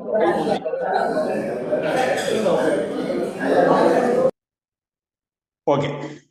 അതുപോലെ തന്നെ ഞാൻ എൻ്റെ ഈ സന്തോഷം ഉണ്ടാക്കാനാണല്ലോ ഞാൻ മദ്യത്തിലേക്ക് പോകുന്നത്, നിഷേധിക്കപ്പെട്ട സന്തോഷം വീണ്ടും ഉണ്ടാക്കിയെടുക്കാൻ. നിലവിലുള്ള സന്തോഷത്തിന്റെ പങ്കെടുക്കാനും പങ്കുപറ്റാനും ഞാൻ എൻ്റെ ഒരു കൈ ഉയർത്തിയാൽ മതി. എനിക്കൊന്ന് ഷെയറിങ് ചെയ്യണം, ഞാൻ അസ്വസ്ഥനാണ്, എനിക്കൊന്ന് പ്രിയാമ്പിൾ വായിക്കണം, എനിക്കൊന്ന് ഇന്നത്തെ മീറ്റിങ്ങിൽ ഇന്ന് വളരെ എല്ലാവരും അത്ഭുതപ്പെടുത്തിക്കൊണ്ട് ബത്തേരിയിൽ നിന്ന് രാജേട്ടൻ ഇന്ന് മീറ്റിങ്ങിൽ സ്ഥിരമായിട്ട് അംഗങ്ങളെയൊക്കെ ഒന്ന് വിറപ്പിക്കുന്ന രീതിയിൽ കക്ഷി ഈ പാരമ്പര്യങ്ങളോ ഡെയിലി റിഫ്ലക്ഷനോ ഏതോ ഒന്ന് മുന്നോട്ട് വന്ന് സ്വയം സന്നദ്ധനായിട്ട് വായിച്ചു. ഇന്നത്തെ അധ്യക്ഷൻ രാജേഷ് അദ്ദേഹത്തിന് പ്രത്യേക അഭിനന്ദനം പറയുകയും ചെയ്തു. കാരണം സ്വന്തം റിക്കവറിക്ക് വേണ്ടി, സ്വന്തം സന്തോഷത്തിന് വേണ്ടി ഒരു ശ്രമം നടത്തുമ്പോൾ അത് വീണ്ടും വരാനിരിക്കുന്ന മണിക്കൂറുകളിലേക്കാണ്. കാരണം ആ മണിക്കൂറുകൾക്ക് ശേഷമാണ് ക്രിസ്മസ് വരുന്നുള്ളൂ. ഇപ്പോഴല്ല ക്രിസ്മസ്, ന്യൂ ഇയർ വരാൻ പോകുന്നതേ ഉള്ളൂ. പക്ഷെ അതിനെ സജ്ജീകരിക്കണമെങ്കിൽ, എനിക്ക് ഏറ്റെടുക്കണമെങ്കിൽ, അഭിമുഖീകരിക്കണമെങ്കിൽ അസാധാരണമായ ശക്തി വേണം. ആ ശക്തി സംഭരിക്കാൻ ഞാൻ ചെയ്യേണ്ട പ്രവർത്തനമാണ് ആൽക്കഹോളിക്സ് അനോണിമസിന്റെ ഫെലോഷിപ്പിൽ. കാരണം ഈ പ്രവർത്തനത്തിന്റെ ശക്തി അറിയാത്തത് കൊണ്ടും ഈ പ്രവർത്തനങ്ങൾ, ഇത്തരം ചെറിയ പ്രവർത്തനങ്ങൾ ചെയ്യാത്തത് കൊണ്ടും വേണ്ടത്ര ശക്തിയുടെ അഭാവം പരിഹരിക്കാൻ ഞാൻ മറ്റൊരു ശക്തിയായ കുപ്പിയെ ആശ്രയിക്കേണ്ടി വന്നു. അത് ഈ പറഞ്ഞതുപോലെ ഇത്തരം ദിവസങ്ങളിലായി പോയി എന്ന് മാത്രമേ ഉള്ളൂ. ആ ദിവസം വീണ്ടും അത് ക്രിസ്മസിന് ശേഷമുള്ള ദിവസങ്ങൾ ക്രിസ്മസ് പോലെയോ ക്രിസ്മസിനേക്കാളും ഉയർന്ന തലത്തിലൊക്കെ ഞാൻ മനസ്സുകൊണ്ട് സങ്കല്പിച്ച് ആഘോഷങ്ങളിലേക്ക് വീണ്ടും വീണ്ടും കൂപ്പുകുത്തുകയാണ് ചെയ്യുന്നത്. ആഘോഷങ്ങളെല്ലാം ഉയർത്തുന്നതാണ്. ഇപ്പൊ ക്രിസ്മസിന്റെ ഒരു പോസിറ്റീവ് വശം എടുത്തു കഴിഞ്ഞാൽ ഒരു പുതു പിറവി, പുതു യുഗം, അല്ലെങ്കിൽ ഒരു പുതിയ ദൈവപുത്രൻ, പുതിയ ജീവിതം, പുതിയ വെളിച്ചം, അത് കാണുന്നതിന് പകരം അതിൽ സന്തോഷം കിട്ടാത്തതിന് കാരണം, അപ്പൊ അത്തരം കാര്യങ്ങളിലെ സന്തോഷത്തിലേക്കുള്ള ഒരു വഴിയാണ് ആൽക്കഹോളിക്സ് അനോണിമസിന്റെ ഈ പറയുന്ന ചിന്തകളും തത്വങ്ങളൊക്കെ ഇതിനെ മുന്നോട്ട് കൊണ്ടുപോകുന്നത്. വൈകാരികമായിട്ടുണ്ടാവുന്ന അതിതീവ്രമായ പ്രശ്നങ്ങൾ അനുഭവിക്കുന്നവരാണ് നവാഗതർ ഉൾപ്പെടെയുള്ള ഈ ഘട്ടത്തിലൂടെ പോകുന്ന ഓരോ മദ്യാസക്തരും. ഒറ്റപ്പെടൽ, പഴയ ഓർമ്മകളെ താലോലിക്കുന്ന മനസ്സ്. എനിക്കൊക്കെ കാലങ്ങളോളം ഈ ബാറിന്റെ പരിസരവും മനസ്സിന്ന് വിടാത്ത തരത്തിലേക്ക് എന്നെ വല്ലാതെ വേട്ടയാടിയിട്ട് അവിടെ പോയി നിന്നാൽ മതി. ഈ മീൻ വിൽക്കുന്ന സ്ഥലത്തൊക്കെ ഞങ്ങൾ ഇവിടെയൊക്കെ മീൻ വാങ്ങണമെന്നില്ല, വെറുതെ കയ്യും കെട്ടി മീൻ, ഒരു പഴമക്കാരന്റെ ഷെയറിങ്ങിലും പറഞ്ഞിട്ടുണ്ട്, വെറുതെ കയ്യും കെട്ടി കോകിത തന്നെ വീട്ടിലെ ചട്ടിയിൽ മീൻ മുളകിട്ടതിന്റെ ആ സീനറി ഒക്കെ മനസ്സിൽ വരും. മീൻ കഴിച്ച് ചോറുണ്ട പോലെ പ്രതീതി, മനസ്സിന്റെ ഒരു താലോലിക്കൽ. അപ്പൊ ഇങ്ങനെയൊക്കെയുള്ള വൈകാരിക പ്രശ്നങ്ങൾ അനുഭവിക്കുന്നവർ നിയന്ത്രിക്കാൻ കഴിയുന്നില്ല, സഹിക്കാനും കഴിയുന്നില്ല ഇത്തരം വൈകാരിക പ്രശ്നങ്ങളെ. ഇതിൽ നിന്ന് ഒന്ന് ഒളിക്കാനുള്ള അവസരമായിട്ട് ഇത്തരം ദിവസങ്ങളാണെങ്കിൽ ഈ എന്താ മോങ്ങാൻ നിന്ന നായന്റെ തല തേങ്ങ വീണു എന്ന് പറയാൻ അതിനനുസരിച്ചൊരു ക്രിസ്മസോ അല്ലെങ്കിൽ അതിനനുസരിച്ച് ലീവുള്ള ദിവസമോ അതിനനുസരിച്ചുള്ള പെങ്ങളമാരുടെ കല്യാണമോ ഏതൊക്കെ ഒന്ന് വരികയും ചെയ്യും. പിന്നെ സാമൂഹിക സമ്മർദ്ദങ്ങൾ, ഞാൻ നേരത്തെ പറഞ്ഞു 3-4 പേരിൽ ബാക്കി 6-7 പേരും മദ്യപിക്കാത്ത സമൂഹത്തിലാണ് ഞാൻ ജീവിക്കുന്നത്. അതിന് ബാറിൽ പോകണമെന്നില്ല, വീട്ടിൽ മദ്യം വെക്കണമെന്നില്ല. ആഘോഷത്തിന്റെ അവസരങ്ങളിൽ ഈ പറയുന്ന ഞാൻ ആ സമൂഹത്തിൽ നിന്ന് ഒറ്റപ്പെടൽ ഒഴിവാക്കാൻ വേണ്ടി എൻ്റെ മദ്യാസക്ത മനസ്സ് അവരിൽ ഒരാളാവാനുള്ള ശ്രമം നടത്തുന്നതിന്റെ പിന്നിലും ഈ സാമൂഹിക സമ്മർദ്ദങ്ങളുണ്ട്. ഞാൻ ആദ്യം ഒരു സാമൂഹിക ജീവി ആകണമെങ്കിൽ അതിനുള്ളൊരു സംവിധാനമാണ് ആൽക്കഹോളിക്സ് അനോണിമസിന്റെ കൂട്ടായ്മയ്ക്കുള്ള പ്രാധാന്യം. ഞാൻ എയിൽ പണ്ടൊരു പഴമക്കാരന്റെ ഒരു ഷെയറിങ് ഞാൻ ഓർമ്മിക്കുന്നു. ആൽക്കഹോളിക്സ് അനോണിമസിൽ ഒരാൾ എങ്ങനെയുണ്ടെന്ന് നിരീക്ഷിച്ചാൽ മതി അയാൾ വീട്ടിൽ എങ്ങനെയുണ്ടെന്നും സമൂഹത്തിൽ എങ്ങനെയുണ്ടെന്നും പെട്ടെന്ന് മനസ്സിലാക്കാൻ. നിയന്ത്രിക്കാൻ കഴിയാത്ത വികാരങ്ങളും ചിന്താഗതികളൊക്കെ ഉള്ള ഞാൻ എയിൽ പൊട്ടിത്തെറികളും വിവാദങ്ങളും വിമർശനങ്ങളും പറഞ്ഞും നേരിട്ടും കൊണ്ടും കൊടുത്തും ജീവിക്കുന്നു. അതിൽ നിന്ന് തന്നെ മനസ്സിലാക്കാം എൻ്റെ വീട്ടിലെ സ്ഥിതി എന്താന്ന്. ഇടയ്ക്കിടയ്ക്ക് തെറ്റുന്ന ഭാര്യ, മിണ്ടാതിരിക്കുന്നു, അങ്ങോട്ട് മിണ്ടിയാൽ ഇങ്ങോട്ട് മിണ്ടിയാൽ പ്രശ്നം, പുറത്തിറങ്ങിയാൽ ഇവിടെ ഏല് വാദോരാതെ സംസാരിക്കുന്നത് പോലെ പുറത്തിറങ്ങിയാൽ ഒരു റെസിഡൻസ് അസോസിയേഷന്റെ മീറ്റിങ്ങിൽ മര്യാദയ്ക്ക് ഇരിക്കാൻ പോലും പറ്റാത്ത മനസ്സ്. ഇതൊന്നും ഒരു സുപ്രഭാതത്തിൽ തീരില്ല എന്നറിയാം. ഇവിടെ ഉള്ളിലുള്ള എല്ലാ വൈകാരിക വൈകല്യങ്ങളും പുറത്തെടുത്ത് ശുദ്ധീകരിച്ച് മാറ്റം വരുത്തി മിനുക്കം വരുത്തിയിട്ട് വേണം എനിക്ക് സാമൂഹ്യ ജീവിയാവാൻ. സമയമെടുക്കുന്ന പ്രക്രിയയിലാണ് ഞാൻ. അതുകൊണ്ടാണ് ആ പ്രവർത്തനത്തിന്റെ ഭാഗം മാത്രമാണ് എയിലുള്ള അല്ലെങ്കിൽ ചില വ്യത്യസ്ത രീതികളൊക്കെ എന്നിലും വരാറ് ഞാൻ നിരീക്ഷിക്കാറുണ്ട്. അപ്പൊ ഇങ്ങനെ സമൂഹവുമായിട്ടുള്ള സമ്മർദ്ദത്തിൽ നിന്നൊക്കെ പോകണമെങ്കിൽ ഈ മനുഷ്യന് ആൽക്കഹോളിക്സ് അനോണിമസിലെ നവാഗതർ ഉൾപ്പെടെയുള്ള ആളുകൾക്ക് ഇന്ന് ഒരു ഫെലോഷിപ്പ് ഉണ്ട്. ആ സമ്മർദ്ദം ഒഴിവാക്കാൻ ഇവിടെ സ്വാതന്ത്ര്യം കിട്ടും. അവിടെ സമ്മർദ്ദമാണെങ്കിൽ ഇവിടെ സ്വാതന്ത്ര്യമാണ്.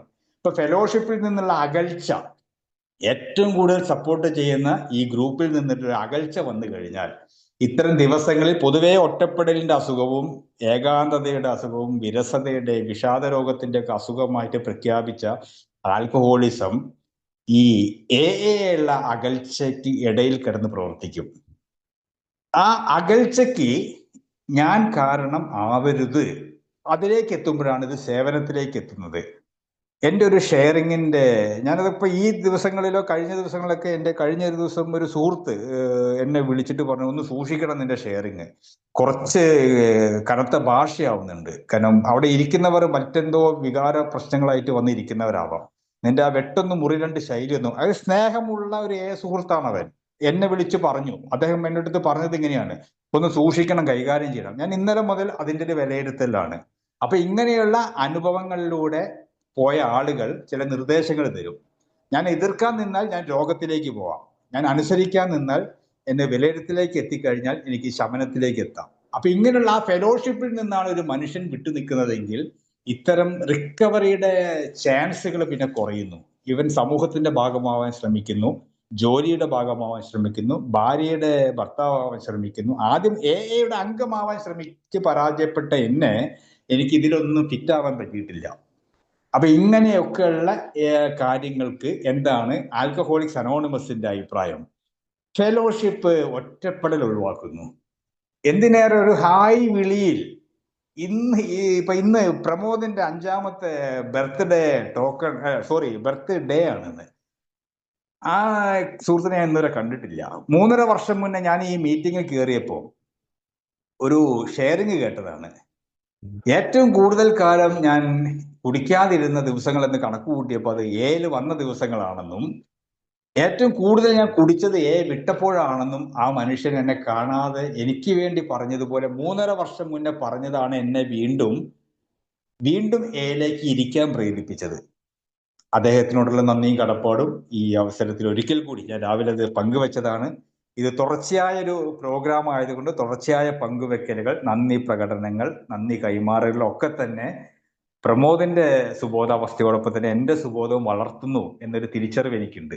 അതുകൊണ്ട് ഈ അവസരത്തിൽ ഒരിക്കൽ കൂടി പ്രമോദിനും കുടുംബത്തിനും സർവ്വ ഐശ്വര്യങ്ങളും നേരുന്നു. അപ്പൊ ഇങ്ങനെയുള്ള ഒറ്റപ്പെടലിനെ ഒഴിവാക്കുന്ന, പ്രത്യേകിച്ച് ഈ ഓൺലൈൻ സംവിധാനത്തിലൂടെ ഇന്ന് വരെ കേൾക്കാത്ത, നേരിട്ട് കാണാത്ത, എൻ്റെ ഹിസ്റ്ററി മുഴുവൻ അറിയാത്ത ആളുകൾ എനിക്ക് വേണ്ടി ഒരു ഹായിയോ ഒരു ഫോൺ കോളോ ആഫ്റ്റർ മീറ്റിങ്ങിലും ബിഫോർ മീറ്റിങ്ങിലും എൻ്റെ ഒരു വ്യക്തിപരമായ പ്രശ്നത്തിന് സൊല്യൂഷനോ ഒക്കെ പറഞ്ഞു തരുമ്പോൾ, അതുപോലെ ഫിസിക്കൽ മീറ്റിങ്ങിൽ ഒരു ലോങ് സ്ഥലത്ത്, ഇവിടുന്ന് ഞാൻ എടപ്പാൾ രാജേട്ടൻ്റെ നാട്ടിലേക്ക് ഇടയ്ക്ക് 2-3 തവണ പോയി. ട്രെയിനിന് പോകണം, ചിലപ്പോൾ ബസ്സിലാണെങ്കിൽ 2 മണിക്കൂർ ഇരിക്കണം. എങ്കിലും ആ ഡോക്ടർ ഗോപാലൻ ഡോക്ടർ പറഞ്ഞ പോലെ ആ യാത്ര വരെ രോഗശമനത്തിനുള്ള ചികിത്സയുടെ ഭാഗമായി കാണുമ്പോൾ പുതിയ നവാഗതരെ കാണുന്നു, സഹായിക്കുന്നു. അപ്പൊ ഫെലോഷിപ്പ് തന്നെ ഈ ദിവസങ്ങൾ അതിജീവിക്കാനുള്ള എല്ലാ സംവിധാനങ്ങളും ഒരുക്കിയിട്ടായിരിക്കുന്നത്. ഏത് യുദ്ധസമാനമായ അവസ്ഥ ഒരു മധ്യാസക്തനുണ്ടായാലും ഒരു മീറ്റിങ്ങിൽ അദ്ദേഹത്തിന്റെ പ്രവർത്തനം പോലെ അദ്ദേഹത്തിന്റെ അതിജീവനവും സാധ്യമാകും. അദ്ദേഹത്തിന്റെ അതിജീവനം സാധ്യമല്ലാത്ത തരത്തിൽ പ്രവർത്തിക്കാൻ ആഗ്രഹമുണ്ടായിട്ടും, ഒരു ഷെയറിങ് ചെയ്യാൻ ആഗ്രഹമുണ്ടായിട്ടും, ഒരു പ്രിയാമ്പിൾ വായിക്കാൻ ആഗ്രഹമുണ്ടായിട്ടും കഴിയുന്നില്ല എങ്കിൽ, കടുത്ത മാനസിക വിഷാദ അവസ്ഥകളിലൂടെ പോണ ആളാണെങ്കിൽ, അങ്ങനെയുള്ള എന്നെപ്പോലുള്ള അംഗങ്ങളെ സഹായിക്കാൻ ഒട്ടനവധി കൗൺസിലേഴ്സും സൈക്കാട്രിസ്റ്റും സൈക്കോളജിസ്റ്റും ഈ ലോകത്തിലുണ്ട്.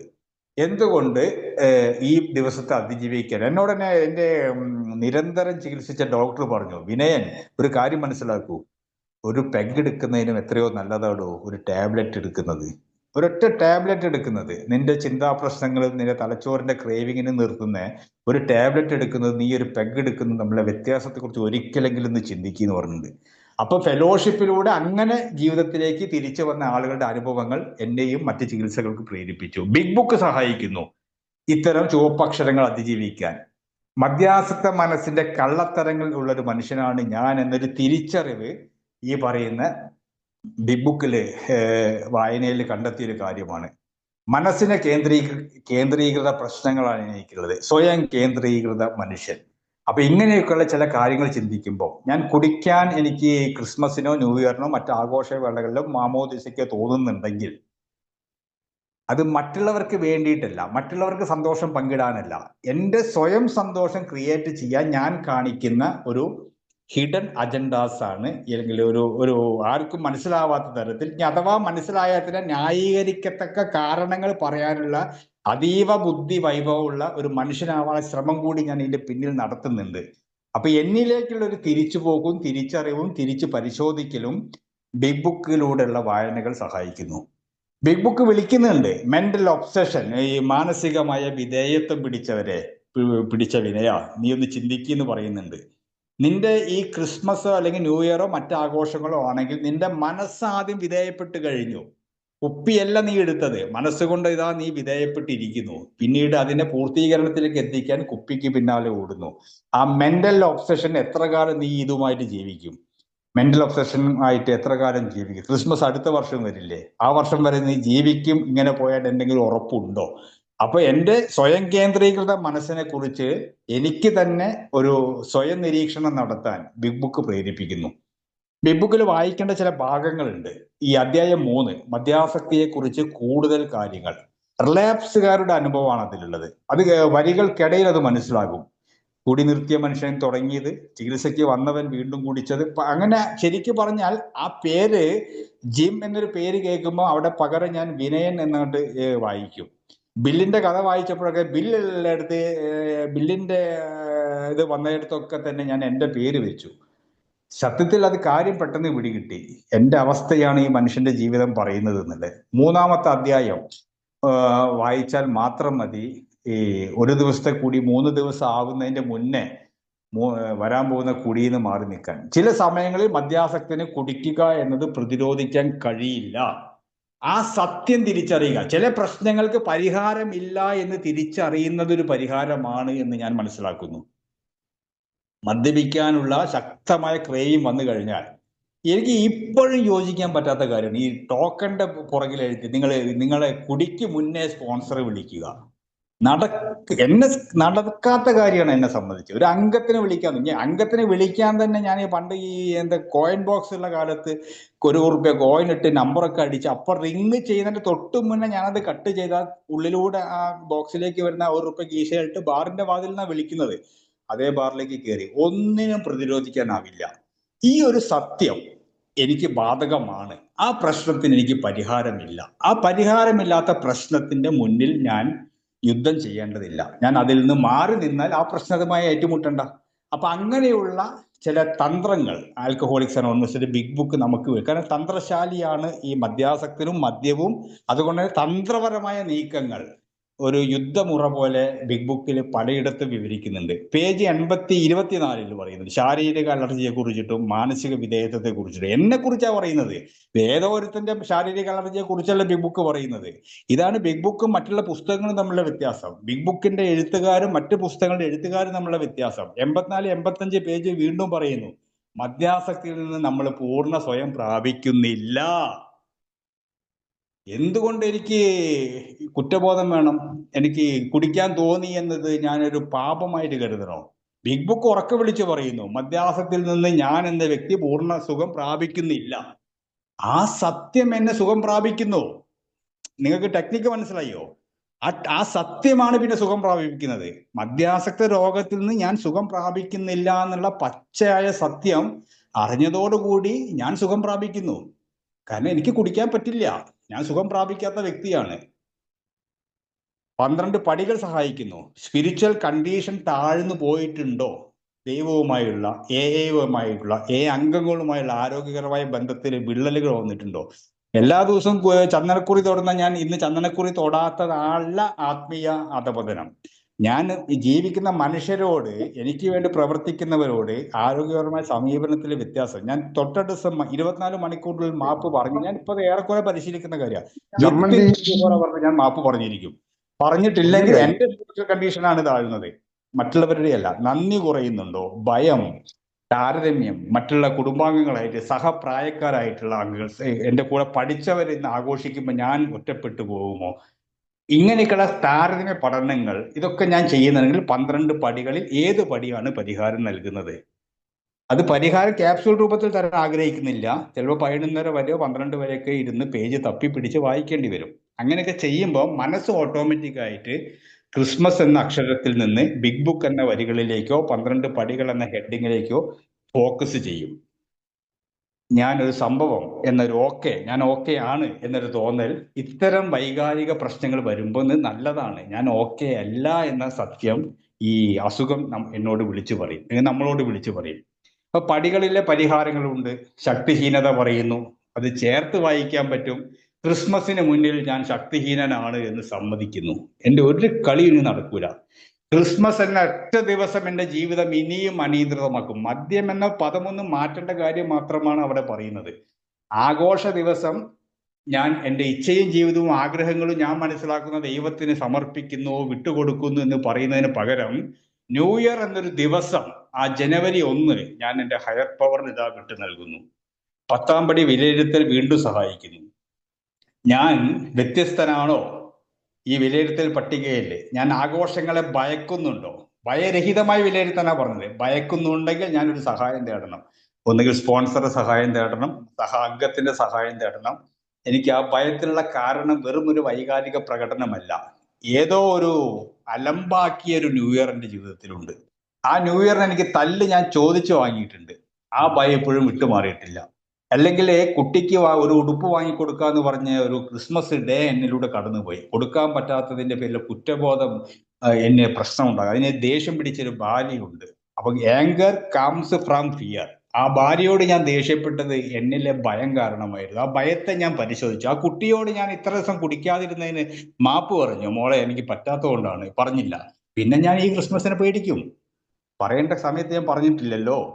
പടികൾ ഇവിടെ ക്രിസ്മസിനെയോ ന്യൂ ഇയറിനെയോ മറ്റാഘോഷങ്ങളെയോ മാമോദിസയോ അതിജീവിക്കാൻ പാകത്തിൽ മുന്നിലുണ്ട്. പടി 11 വീണ്ടും പറയുന്നു, പ്രാർത്ഥനാ ധ്യാനം.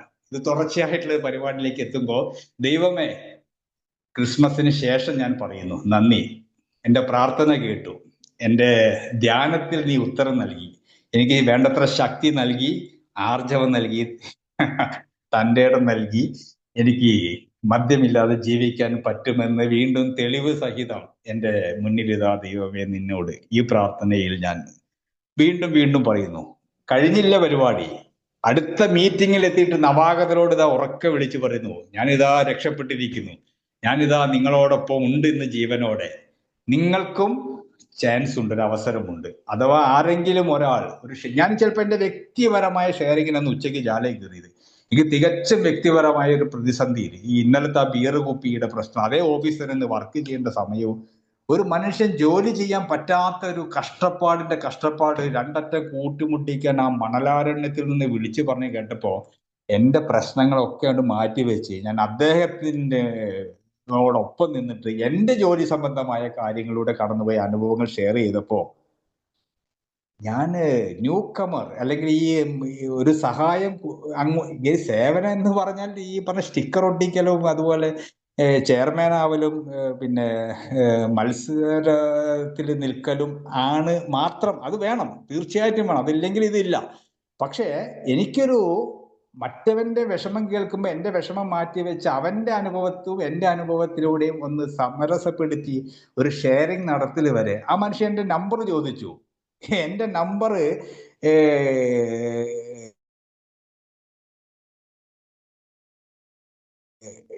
പല ബാങ്കിലും രജിസ്റ്റർ, എന്നെ അതേ ബാങ്കുകളൊക്കെ പിടിച്ച് പുറത്താക്കിയതാണ്. എനിക്ക് കസ്റ്റമേഴ്സിന്റെ എണ്ണം കുറഞ്ഞു, വിളികൾ വരാറില്ല. ഒരു ഫോൺ ഒരു ദിവസം റിങ് ചെയ്താൽ മതിയായിരുന്നു എന്ന് ഞാൻ വിചാരിച്ച പ്രാർത്ഥിച്ച കരഞ്ഞ ദിവസമുണ്ട്. ഒരു മണലാരണ്യത്തിൽ മനുഷ്യൻ വിനയന്റെ നമ്പർ ചോദിക്കാന്ന് പറയുമ്പോൾ നിസാരമല്ല. അപ്പോ ഈ പറയുന്ന മറ്റുള്ളവരോടൊത്തുള്ള പ്രവർത്തനം ഈ ന്യൂ ഇയർ ആഘോഷങ്ങളുടെ ലഹരിയേക്കാളും വില പിടിച്ചതാണ്. അവന്റെ സന്തോഷം, ആ മനുഷ്യൻ സന്തോഷിക്കുമ്പോൾ എനിക്കിന്ന് അറിയാം അദ്ദേഹത്തിന്റെ വീട്ടിലേക്ക് നിന്നുള്ള ആ വിളിയിൽ, ആ സംസാര ശൈലിയിൽ, അദ്ദേഹത്തിന്റെ ഭാര്യയോട്, കുട്ടിയോട്, മക്കളോടൊക്കെ സംസാരിക്കുമ്പോൾ ഒരു ആശ്വാസത്തിന്റെ വിളി അദ്ദേഹം വിളിച്ചിട്ടുണ്ടാകാം. കാരണം അദ്ദേഹം എന്റെ നമ്പർ ചോദിച്ചപ്പോൾ എനിക്ക് സ്നേഹത്തോടുകൂടി ഒരു വിളി ആ ദുബായിൽ നിന്നോ ഖത്തറിൽ നിന്നോ എവിടുന്നോ ഒന്ന് വരാനുണ്ട്. ഞാൻ ഈ ലോകത്തിന്റെ ഭാഗമാണ്, ഞാൻ ക്രിസ്മസിന്റെയോ ന്യൂ ഇയറിന്റെയോ ഭാഗമല്ല. അപ്പൊ ഇങ്ങനെയുള്ള സെലിബ്രേഷൻ ഓഫ് സോബറൈറ്റി എന്നൊരു തലത്തിലേക്ക് എത്തിക്കുമ്പോൾ നമ്മുടെ ഹെഡിങ് പറഞ്ഞ പോലെ നമ്മളെ പരിണാമം, ആഘോഷവേളയിലെ പുനർപതന ഭീഷണിയിൽ നിന്ന് സുബോധത്തിന്റെ ആഘോഷത്തിന്റെ സ്വാതന്ത്ര്യത്തേക്കുള്ള മാറ്റം ഓരോ അംഗത്തിനും അവകാശപ്പെട്ടതുപോലെ ഇന്നേ ദിവസം എനിക്കും അവകാശപ്പെട്ടതാണ്, എനിക്കും അതിന് യോഗ്യതയുണ്ട് എന്ന് എന്നോട് തന്നെ എന്നെ കൊണ്ട് സംസാരിപ്പിച്ച് മനസ്സിലാക്കിക്കാൻ ശ്രമിച്ച ജ്വാല കൂട്ടായ്മയോടും എൻ്റെ എല്ലാ പ്രിയപ്പെട്ട അംഗങ്ങൾക്കുള്ള നന്ദി അറിയിച്ചുകൊണ്ട് നിർത്തുന്നു. താങ്ക് യു രാജേഷ് ഏട്ടൻ. താങ്ക് യു വിനയൻ ചേട്ടാ, താങ്ക് യു.